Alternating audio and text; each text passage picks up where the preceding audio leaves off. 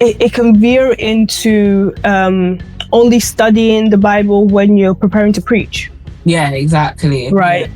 And not doing it for your own personal study and for your own personal growth. So it's kind of finding what is it that I'm always attaching. It has to be for something other than this very thing. Blah, blah, blah. And I was like, what the hell? Like, what is even that? Like, do you know what I mean? So it's like, you go through all those stages in your spiritual walk and you get to a point where it's like, okay, you need to feed yourself because you are literally malnourished. You know, I saw that this time 8 years ago, I went for an interview as a biomedical scientist, and I'm like, oh wow, like I can't believe, like and it's just seeing those memories brings so much joy to me, as opposed to it feels like it's past or something like that.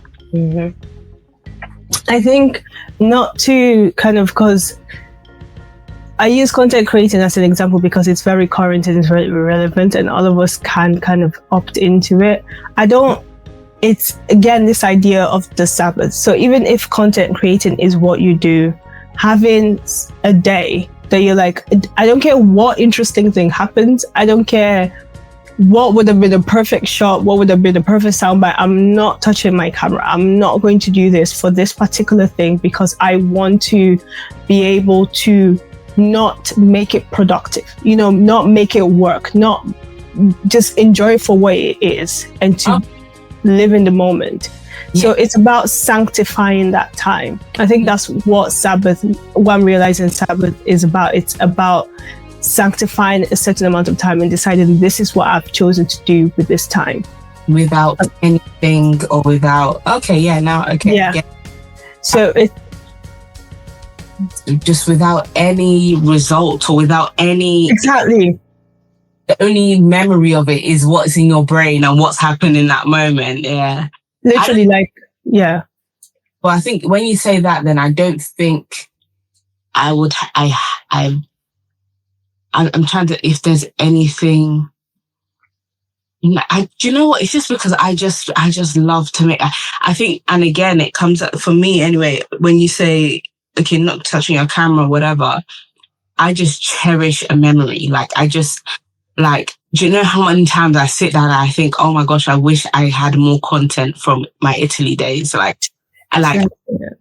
man, we don't have enough slips of when we were 14 and just looking rough. I don't have enough pictures of those moments. And I think that's just my mindset, whereby I don't want to lose this moment. Even just today, my little sister sent me some pictures of me and my mum when I was 1. And she was like, oh, how come I don't have as many pictures? But back then, my mum would take all those films and print them out, and whereas we keep everything on our phones.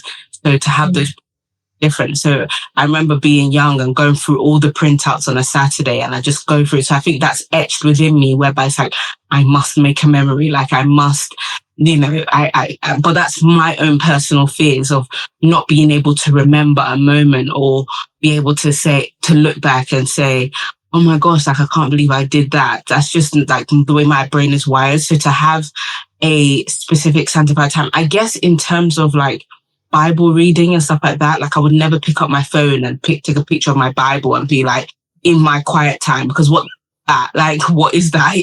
I would never do something like that, because I feel like that in that moment, that's the only sanctified thing that I can think of. Even in church, of course, yes, you have the media people and stuff like that, but and yes, there are moments where, you'd record because maybe there's something going on, or it's a conference or something like that. But in my everyday worship, I wouldn't just want to just record my work, me worshiping, because other people are worshiping. So I feel like that is again another sanctified time.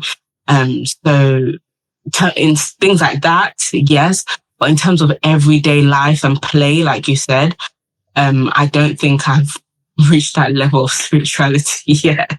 No, that's the thing. I don't even think it's about not recording it. I think it's about not feeling like I have to, kind of like you said, prove to the larger world that this happened, or that this is, and it's a tricky one, because I feel like for different people, it's different things. For different people, it can veer into only studying the Bible when you're preparing to preach. Yeah, exactly. Right. Yeah. And not doing it for your own personal study and for your own personal growth. So it's kind of finding what is it that I'm always attaching. It has to be for something other than this very thing. And I'm not just doing it for this moment and for this thing. Yeah. So it's finding for yourself what that is, searching yourself and then recognizing that and then allowing yourself to disentangle it from that kind of cause and effect and results that you're looking for. In saying that, like, I remember there was a point in my spiritual walk, many years ago, where it's like reading the Bible for me was more about, when somebody asks me a question, not just that I want to answer, but like at any given time, like, we could be in a Bible study or something, and I want to have the answer. Like, I want to be able to say, I read this scripture and blah, blah, blah, blah. And I was like, what the hell? Like, what is even that? Like, do you know what I mean? So it's like, you go through all those stages in your spiritual walk and you get to a point where it's like, okay, you need to feed yourself because you are literally malnourished, and it's not just for the next person. And although those things are good, like, it's good that, like it says in the Bible, like, when people ask you a question, you should be able to, have these answers. But at the same time, that shouldn't be the primary. The primary is always my relationship with God. Like, so yeah. Yeah, definitely. The third thing is, he said to take stock and to remember truthfully. So this is the idea. So imagine you have decided to trust God, you've let go. You're not seeing what you're doing as a waste of time just because you don't have a product to show for it at the end of it. And you are allowing yourself to play, to have fun, to meditate and to think.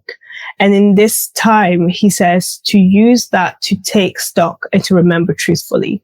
So to be able to reminisce and to think over your life and to think over your relationships and to think over kind of everything and to be self-aware enough to see where it's kind of like having a meeting with yourself and with God and being still enough for him to work on you. So being still enough for him to be like, okay, I need you to be a bit more proactive here.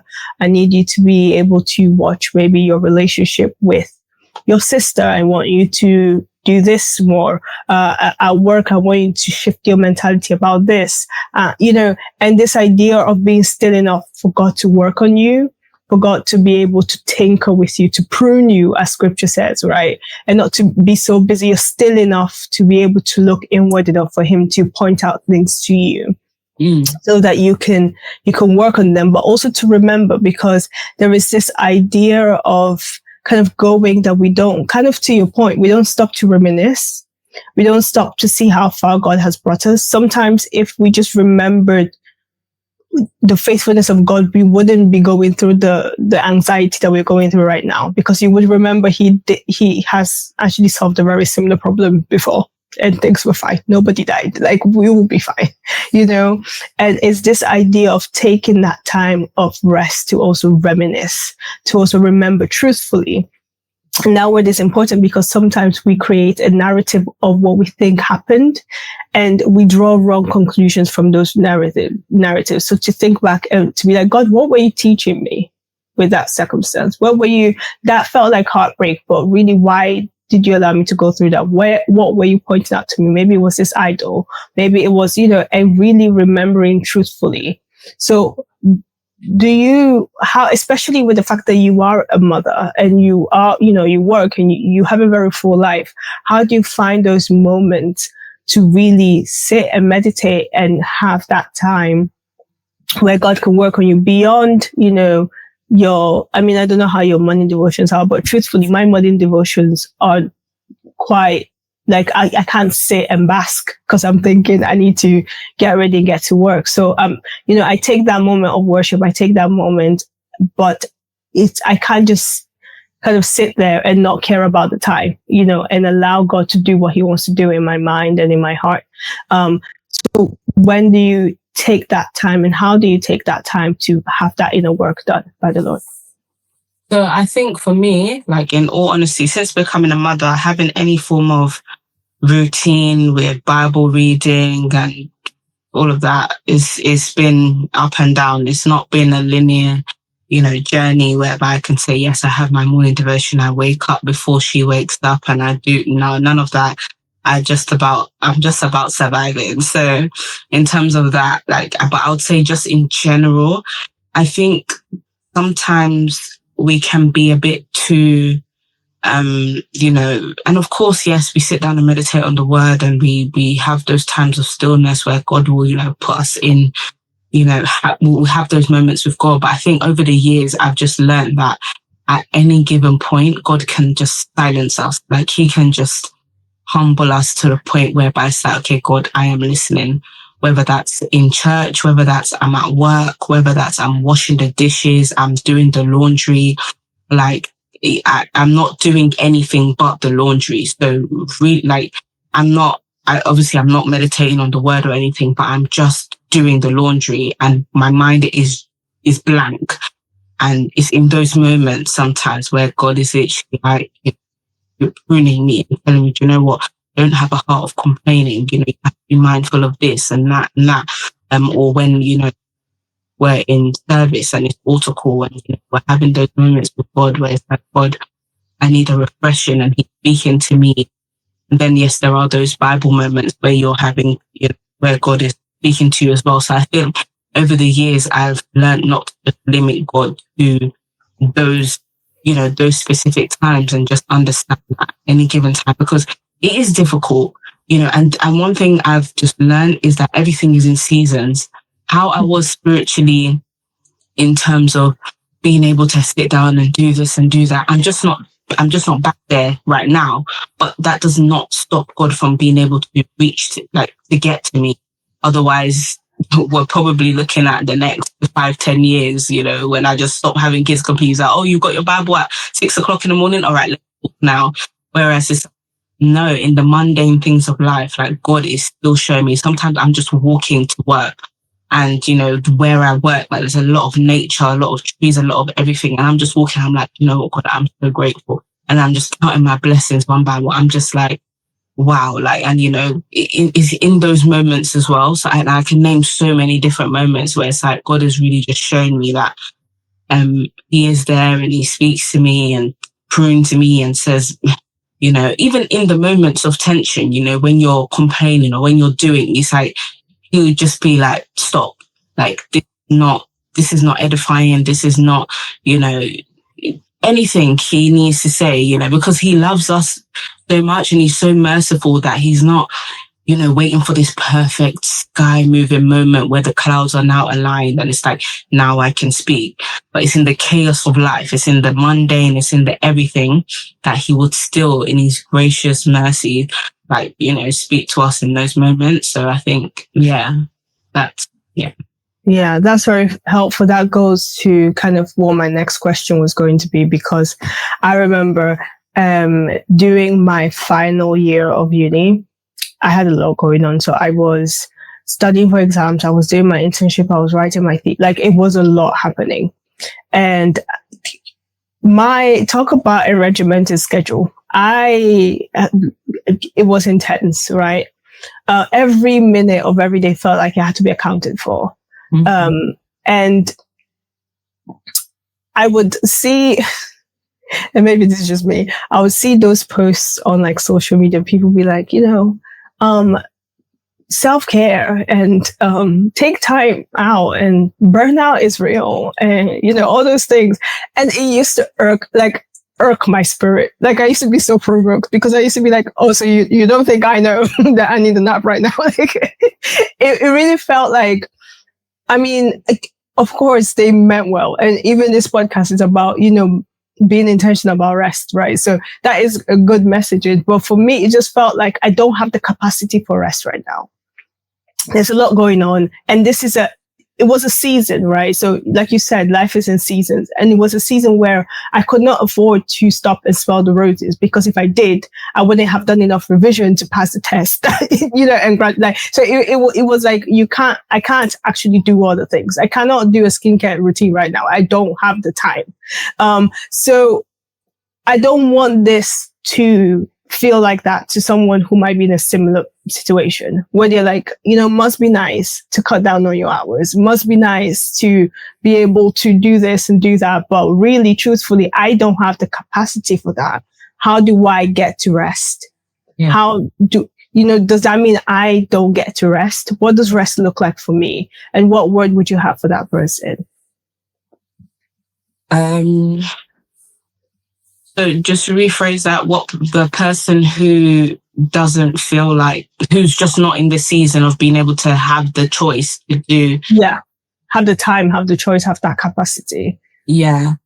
Do you know what? I think in our own strength, we're always going to feel like there is, like, for example, with everything that you were going through and the revision and blah, blah, obviously the time has passed now, but we cannot say, and again, I don't know the ins and outs, but let's just say a generic person who is just like, I need to revise, then go home, then do this and do that. We can never say what the outcome would have been if you had tweaked your routine to provide yourself, more rest or do this or do that.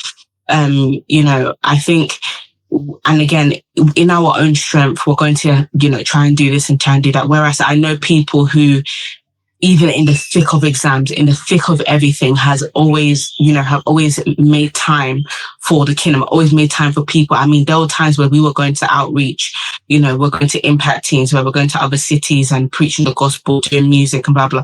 And, they're on the bus doing, like, when we're on the minibus, they're revising. When any small time, they're fitting they're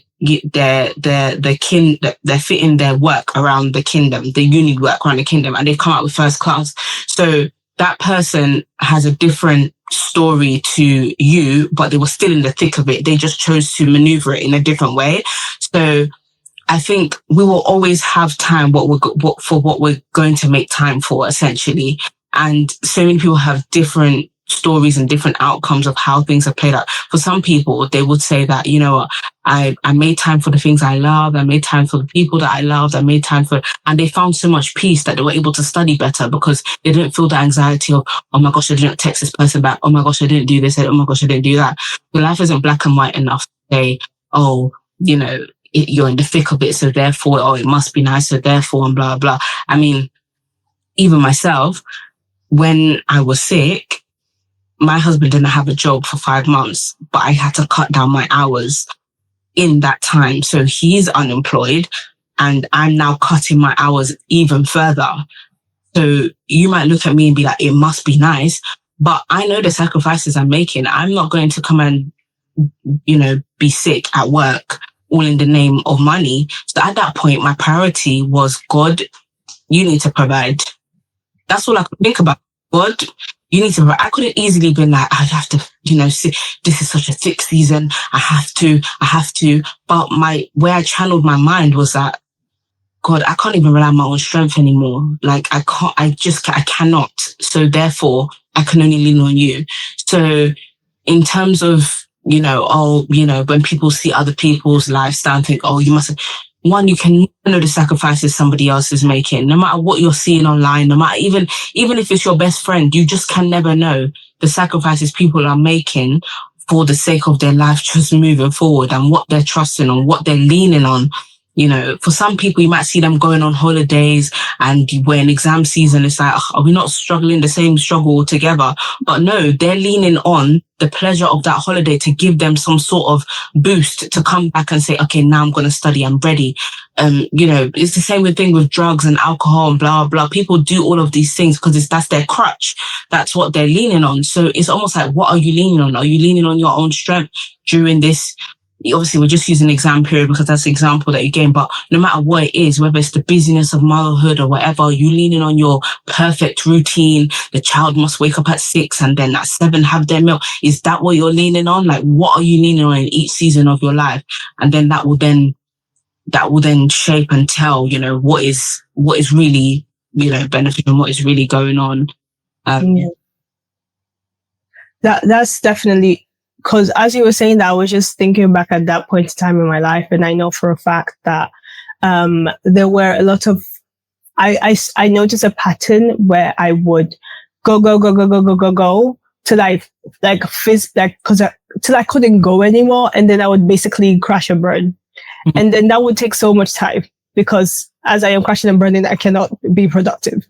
And then I would finally recover from that, and then I'll go. And eventually God had to be like, are you done? You know?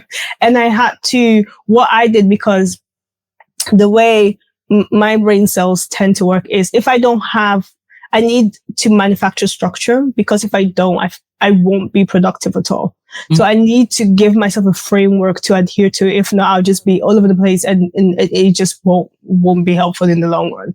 So what I had to do is I had to schedule my rest, as in I had to make it part of it. So I couldn't like assume I will be fine and go. I had to have a time where I was like, this time is for chilling. This time is for relaxing. This time is for getting myself, you know, amped up so that I'll be able to sit for the next 4 hours to, you know, get work done. So I had to incorporate that into my routine so that it wasn't a continuous go. There was time, there was intentional time set out for rest, even in that schedule. And that was the only way I could go for long periods of time. And even then I had to learn, because what I was realizing is when I crashed and burned, I couldn't control how much time I needed to recover from that.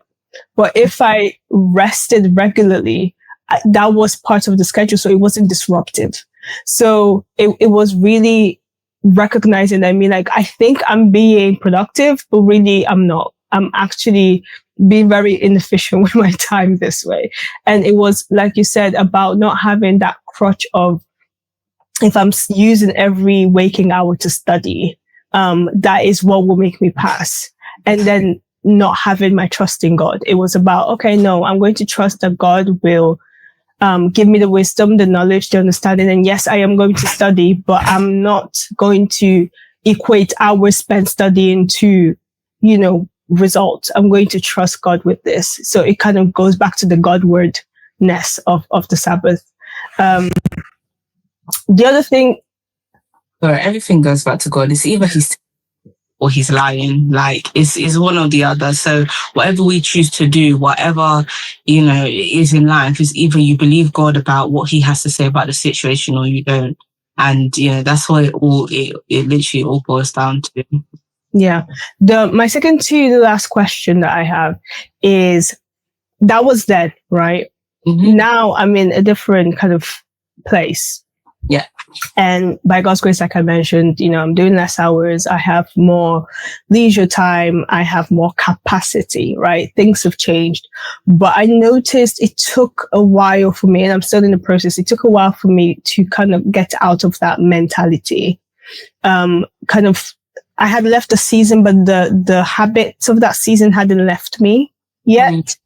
And I couldn't fully take advantage of what I had because I was still functioning from a scarcity point of view. You know, there's, people tend to do that, with money, with having a scarcity mentality, that even when they have gotten to a place where they're making loads of money, they still behave as if they could be broke tomorrow, when literally it's not possible. And I was kind of behaving like that with time, where I could take this time to go for a leisurely walk and I totally enjoy it. But because before, all I could afford to do was doom scroll for 15 minutes and then go back to work, what rest looks like to me, or what rest feels like to me now, is doom scrolling, instead of taking advantage of the people around me, having conversations and fellowshipping with people and reaching out and doing all these things I can do now. Instead of doing that, I'm just kind of doing what I always did because that's all I've known. And my question would be, in times of transition, when you have a bit more capacity, how do you teach yourself to kind of not continue in those rhythms that don't serve you anymore because you're not there anymore? How do you shift that? You know, it's because that's probably where I am right now as well. So I can't actually give I can give a hypothetical, this is what you should be doing. I know this is what I should be doing. So for example, I only work 2 days a week for a total of 10 hours.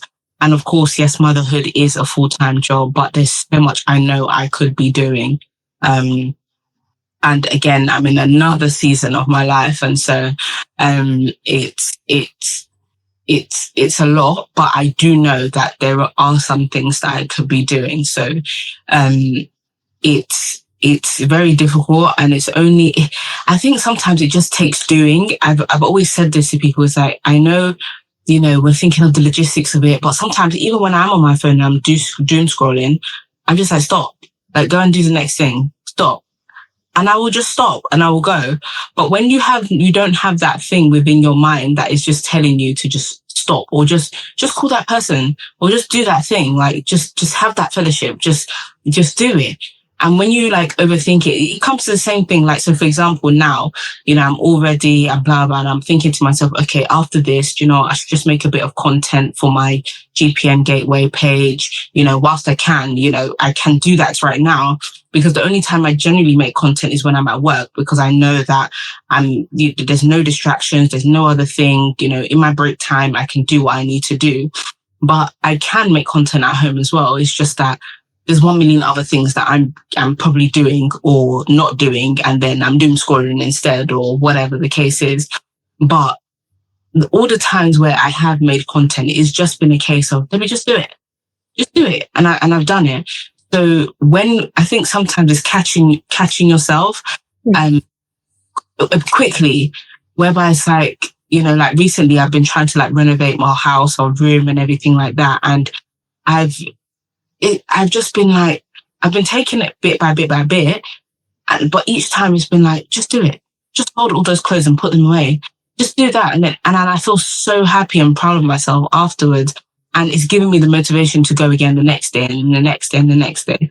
And I've been so like more productive in the last week than I've been in like the last month or two, because I've just been able to tell myself, just go for it. And so, yeah, it's something that I am definitely struggling with. I've got probably more time in my hands than I've had like ever. But again, obviously you've got the little one, but even then I can't even use that as the biggest excuse, because I know myself.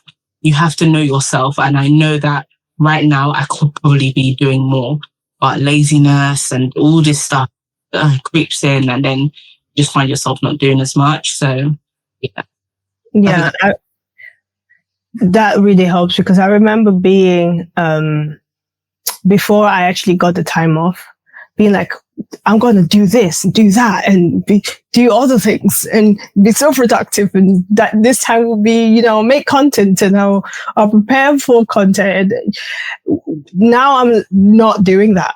Okay. is the truth of the matter. That's not what's happening.